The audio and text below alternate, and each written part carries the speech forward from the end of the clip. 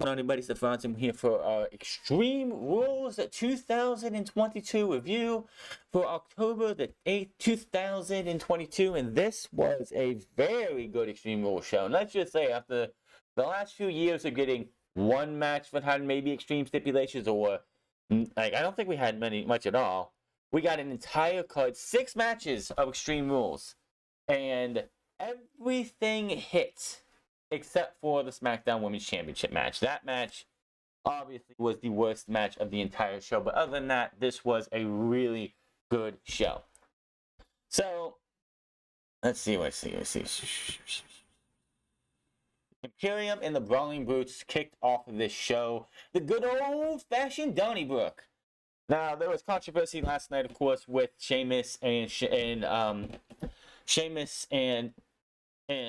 Volter's match last night, where it clearly Volter tapped out, but Jessica Carr said no, it wasn't a tap out. Then you have people talking about it takes 3 taps to be a tap out, when I have never seen a rule or anybody ever say that it takes 3 to tap out.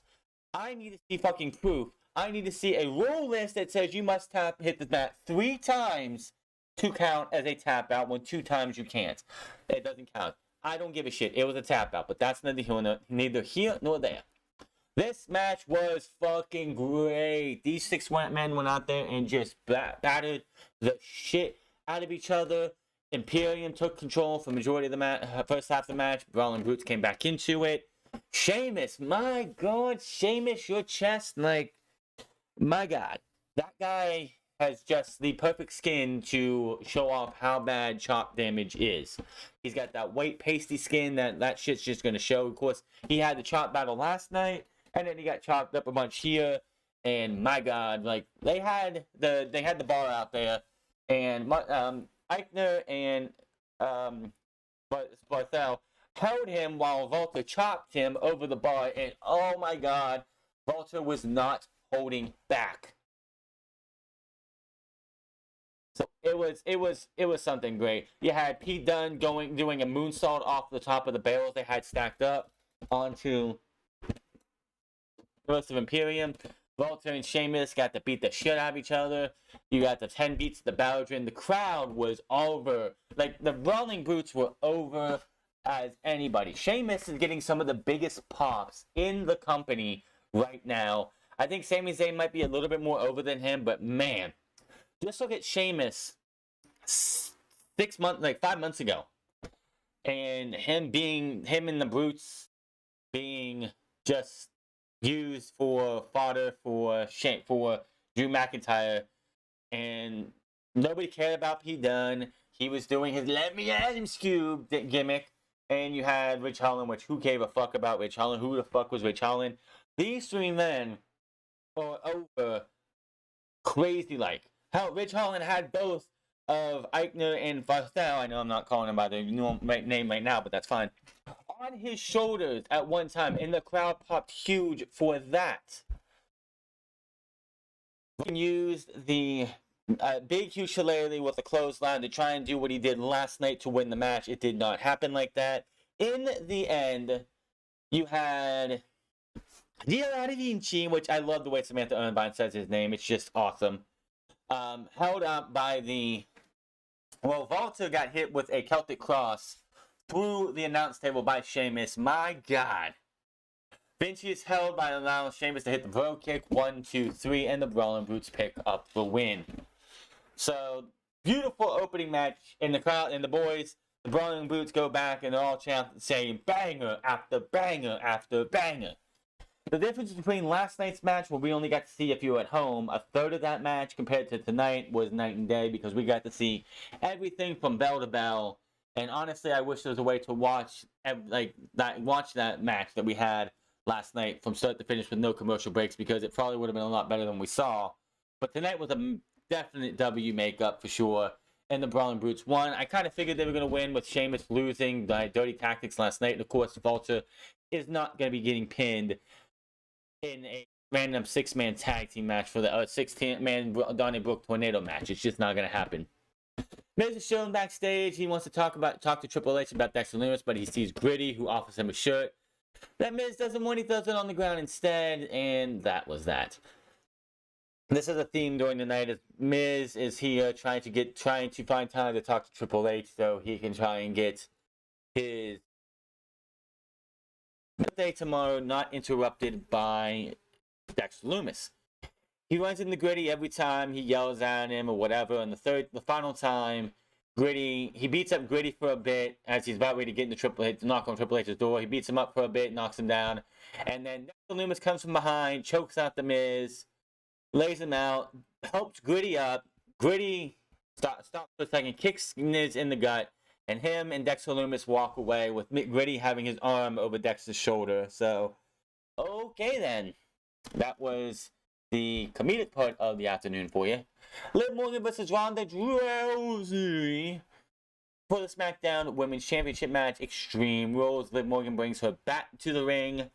And anybody thought that Liv Morgan was getting out of here and hitting that 100-day mark as Women's Champion, I'm sorry to say it just wasn't happening.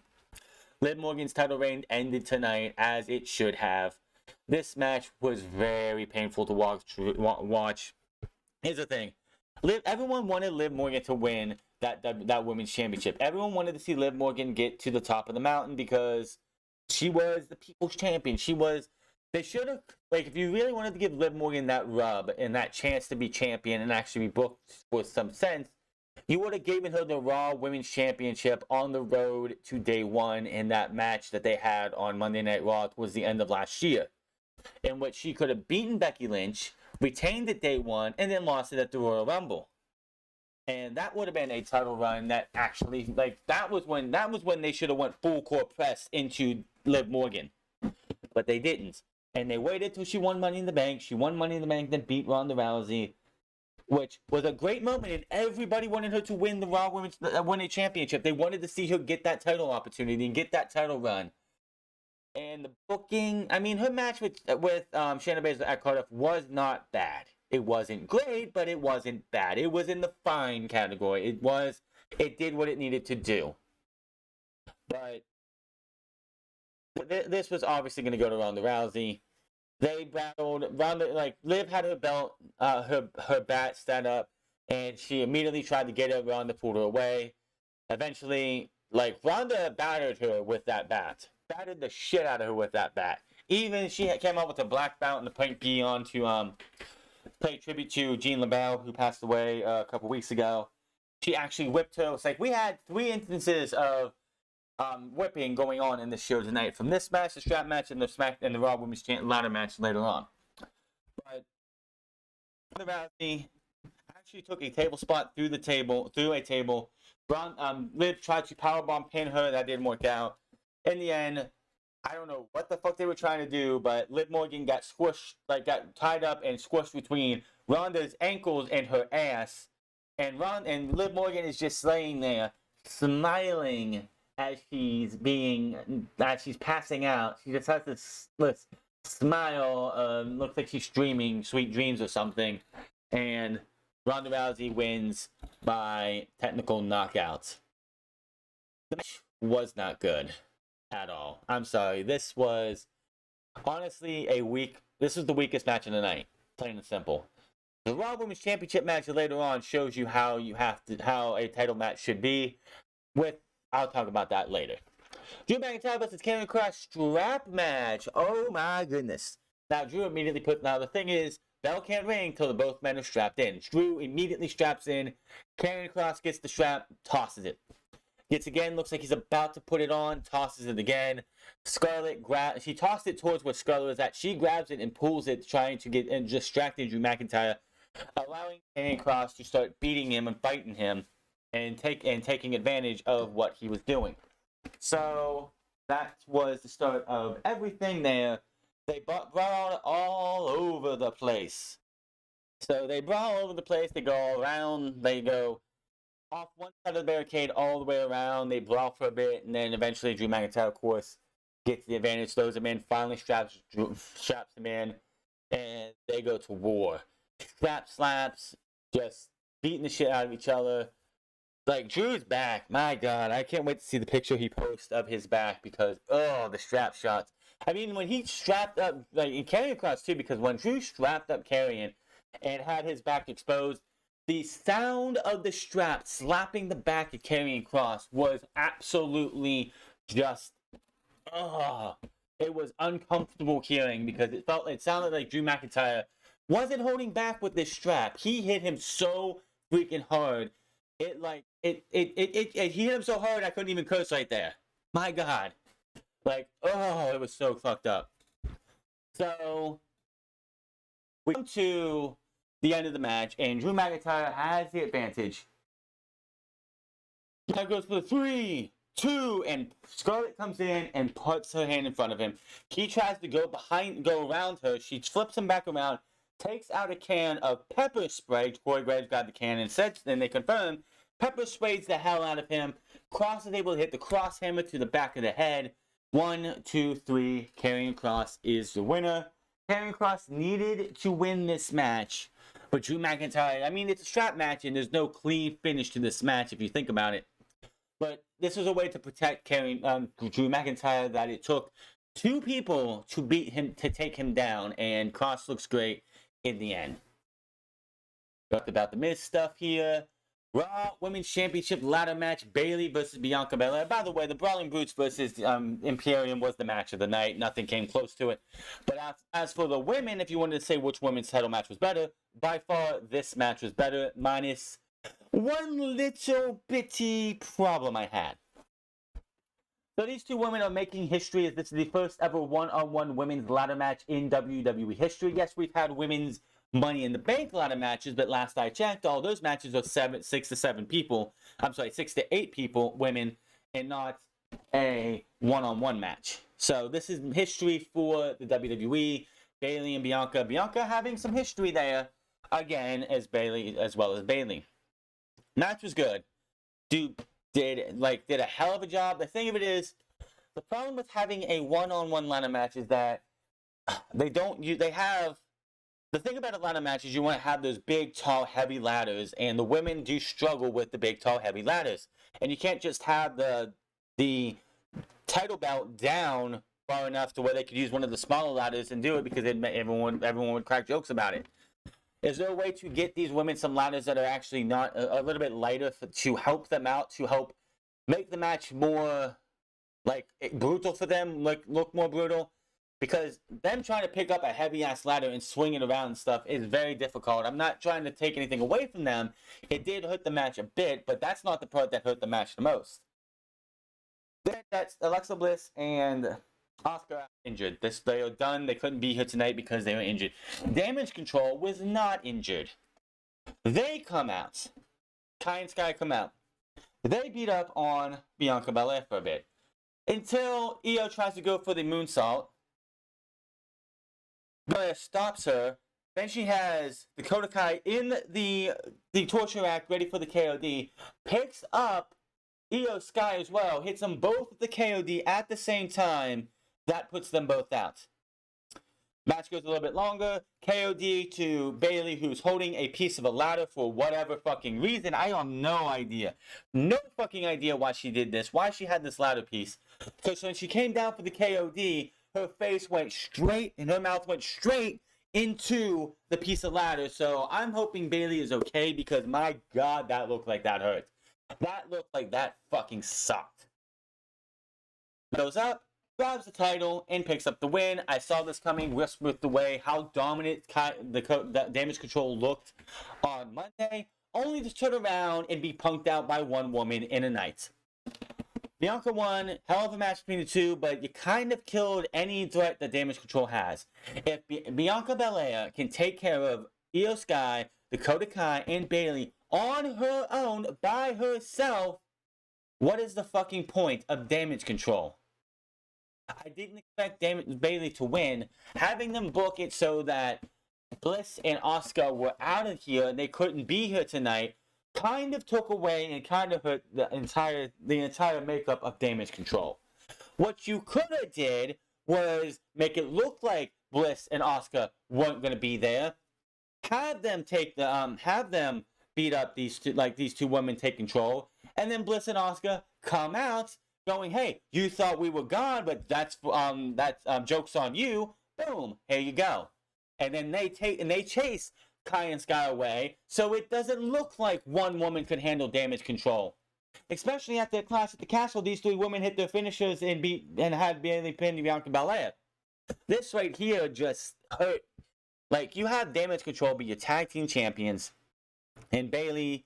It's like fans. You can just tell the fans are very lukewarm on damage control.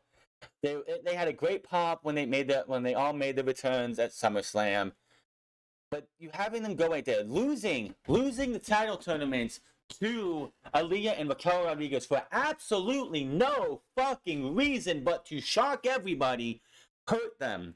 Having Io Sky and Dakota Kai lose back-to-back matches one on Raw and one on SmackDown in less than 2 minutes hurts the appeal of damage control.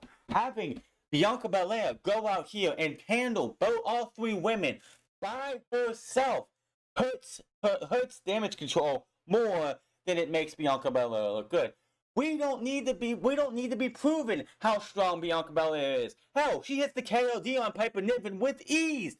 There's no reason to show, oh, look how strong Bianca Belair is standing up to three women. When Piper Niven is the size, no fat shaming here, but I'm just saying, she is the size of Io Sky and Dakota Kai and Bailey, all pushed into one, and Bianca Belair is able to put that size of a woman on her shoulders with fucking ease and KOD her. She had Otis on her shoulders when they had the whole feud last year with Bailey and Bianca Belair. She had Otis on her shoulders and ran from one side of the ring to the other on the outside, holding that big man, and Otis is not a small dude, on her shoulders as if it was fucking nothing. Why do we need to show how strong and how mighty Bianca Belair is when you've shown us time and time again? This was a bad booking decision, and honestly makes damage. We have War Games coming up next month. The end of next month, we have War Games coming up, and honestly, you've taken every reason for me to care about damage control away. You keep just making them look worse and worse. KOD on to the ladder piece. Bianca goes up and grabs the title, and she retains the championship. We'll say this now, out of the two matches for the women's, this was obviously the better of the two. Not even close. This was a Raw Women's title match worth the title match, whereas the other one should have just been on. Honestly, Liv Morgan versus Ronda Rousey should have been on SmackDown last night and as a season premiere match, but it wasn't. Edge versus Finn Balor, I quit match. This match was really obvious how this was going to go, and it was good. It was really fucking good. These two beat the shit out of each other. They went all over the place as well. Of course, they went all over the place. Even Edge even got a hockey stick somehow. He had some hockey sticks planted somewhere near over by where they have the WWE Extreme Rules kickoff panel. Over in that general area, there was a hockey stick, and he used that. He even had a glass cow smile, which is a crossface with the thing in your mouth, making you put on a smile, on Finn Balor. Of course, Edge says as they said, nobody can expect see either one of these two saying "I quit." Edge even said on Monday in a pre-tape that there was nothing physically these four people can do to make him say "I quit." Obviously, you knew where the fuck this was going, didn't you? So they have their match here. Edge, of course, is firmly in control when he's just beating the shit out of this guy. And then Damian Priest runs down. Rhea Ripley runs down. Rhea Ripley actually handcuffed Edge to one arm to the ring ropes, to the top rope. The 3 men of Judgment Day come in and start beating the shit out of him. Beth Phoenix shows up with a kendo stick, starts kendoing everybody but Rhea Ripley. They go for a fight. She's able to get Rhea Ripley to gone. Rhea Ripley had the key, and somehow Beth got the key from Rhea Ripley. In the scuffle, she gets Edge unhooked. He spears the bejesus out of Finn Balor 3, 4, 5 times, I think. Then Rhea Ripley, or Edge, has Balor in another glass cow smile, I think is what they call it. And the next thing you know, Rhea Ripley clocks Beth Phoenix. She is laid the fuck out. Edge lets go, and they all attack Edge. We see that Rhea Ripley had some brass knuckles on her hand.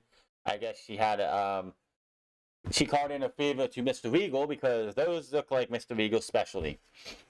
And they have him held, and he's like, Balor's like, I'm giving you one last chance, Edge. Say I quit. He tells him to go to hell. So Rhea Ripley goes out and gets 2 chairs. Beth Phoenix, of course, is out. And she puts 1 chair under Beth Phoenix, and he's like, we're not playing around, Edge. You better say I quit. She goes to raise the chair up. He says, and he's like, I quit. I quit. He says, I quit over and over. And Edge utters the words. And then Finn Balor's like, what did you say? He's like, I quit. And she pulls the chair down. She's like, well, of course you'd say I quit. And takes the chair and fucking hits her in the head with the concerto. They head out as Edge gets over to his wife to check on her, calling for somebody to come in. Graves and Michael Cole on commentary telling them to get somebody out here. And the officials check on Phoenix as we go to a break. We do the whole mascot thing, Dexter Lumis and all that. Don't give a shit. Moving on. On to the fight pit. Seth Rollins versus Matt Riddle with Daniel Cormier as special guest referee. Now, going into this show, it was rumored and talked about that WWE wants to get Brock Lesnar versus Daniel Cormier at Saudi Arabia. Daniel Cormier came out here looking like he let himself fucking go, or he's wearing a fat suit, because that dude had like 6 stomachs in front of him. Like, my God, how did he lose? How did he just look like he let himself go? Daniel Cormier honestly felt like he didn't even want to be there. He was just doing this to get a paycheck and to say, hey, and check mark off working for WWE off his bucket list. It's a fight pit, no ring ropes, and in the middle of a ring with a platform on top and another set of walls up above. So Matt Riddle comes out first. Seth Rollins comes out with his RVD inspired gear, even does the Rob Van Dam fingers by saying Seth freaking Rollins. He even hits a somewhat pseudo frog splash off of the side of the cage to Matt Riddle later in the match.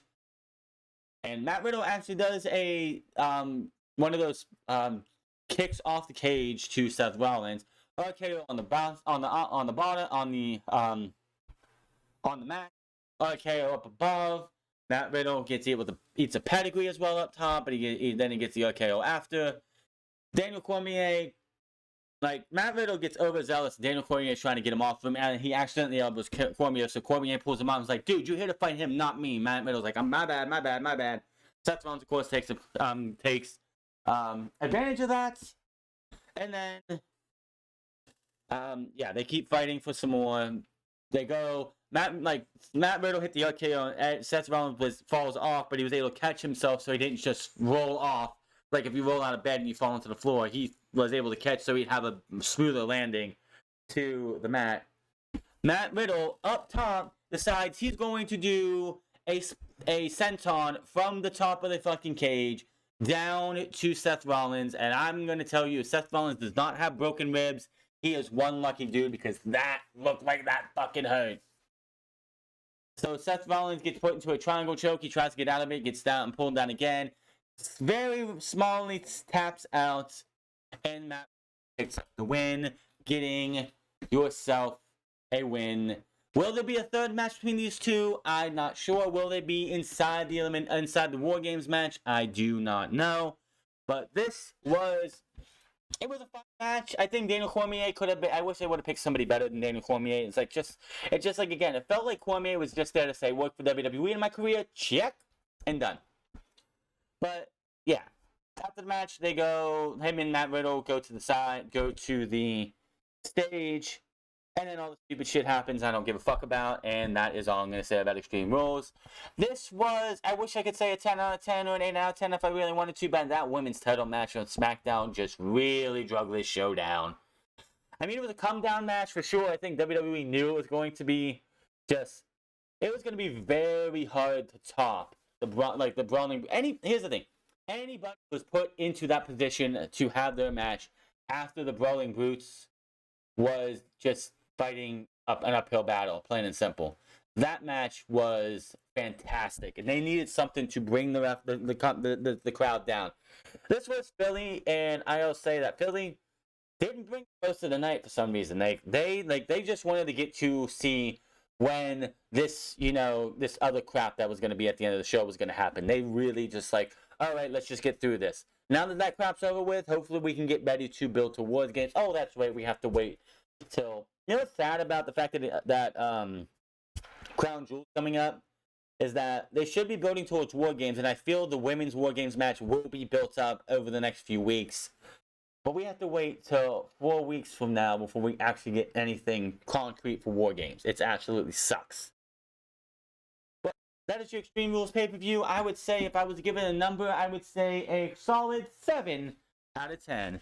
But that is your Extreme Rules review. Hit that subscribe button, comment down below, like what it's like this video. Follow me on Monster France Club. Follow me on twitch.tv/France Club. And I will see you guys on Monday for the season premiere of Monday Night Raw. And will there be Daddy Ash chance? I hope so. Until then, my name is France, and I'll see you guys later.